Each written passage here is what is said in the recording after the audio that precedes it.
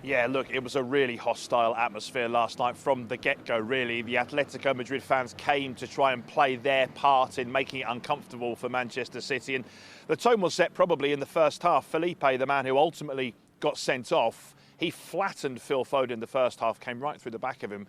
Phil Foden was lying on the pitch for a good minute or two, pretty motionless. So that's when he had to have his head bandaged. And at the time we thought, well, could that have been a red card? It was a yellow card. But that, as I say, set the tone for the aggression that Atletico were bringing to last night's proceedings. They were clearly trying to ruffle Manchester City.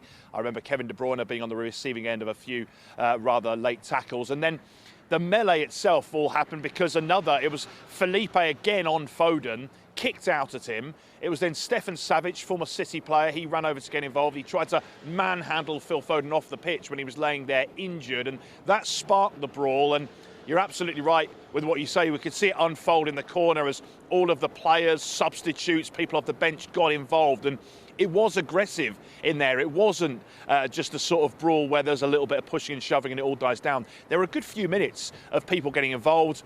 We've seen the pictures of Savic putting his head into Raheem Sterling. We've seen Savic pulling Grealish's hair after they had a verbal altercation there. It was pretty nasty, it has to be said, and pretty disgraceful scenes when you consider what was at stake and the eyes of the world being on such a game.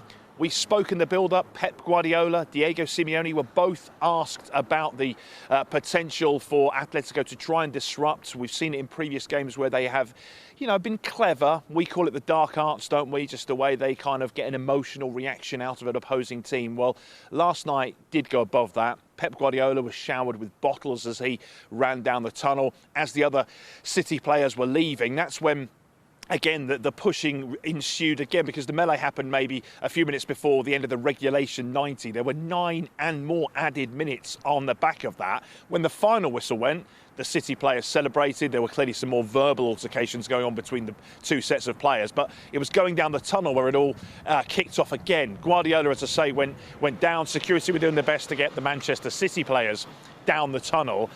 Just as they were, just as they were disappearing from view, you saw the players come together again. Savic ran in chasing Grealish, and then you saw the police. They were actually with riot shields by the side of the pitch. There were 4 or 5 of them dressed like that, charging into the tunnel afterwards. And the pictures have since emerged as to the altercations that were going on in there and the police having to get involved. And let's be honest, as much as both teams were trying to win the game, as much as Atletico were trying to provoke an emotional reaction, I think we can all agree it's crossed the line when the police are having to get involved in the tunnel. Ben, you asked Simeone if he was happy with the conduct of his players, of course, and it was quite difficult to watch in some ways, wasn't it? The intimidation, and you really had to feel for the City players, particularly in that melee at the end with all the antics. Exactly that. And look, the City players, I think, can come out of this with their heads held very high because they were put under the most extreme pressure. Not just what I'm talking about there, about trying to provoke that emotional reaction, but also in the game itself, because Atletico actually played really well. And we were losing sight of that a little bit because of what went on afterwards. They played well, they dominated the chances, particularly in the second half. City couldn't get the ball, they couldn't get out, and they were put under a lot of pressure. But that, obviously, there comes a line with that pressure, and we saw that boil over, and exactly that, I put it to Diego Simeone. I was the only English journalist to actually be allowed to ask him a question, to ask him whether he felt that was right. And he did that thing where he was almost challenging me to suggest what I was getting at, because he looked at me initially and said, in what way? And I pointed out, well, the aggression. I pointed out maybe the incident with Savic and Grealish. And he said, well, look, that's down to the referee to implement justice. So he does take a proportion of the responsibility, of course, for that. But then equally, he was talking about the pride he has in his players. He wanted them to go and show that side of their character. I think he realised, he was quite open about how he felt the two teams were ranked and that Manchester City were far superior in so many ways.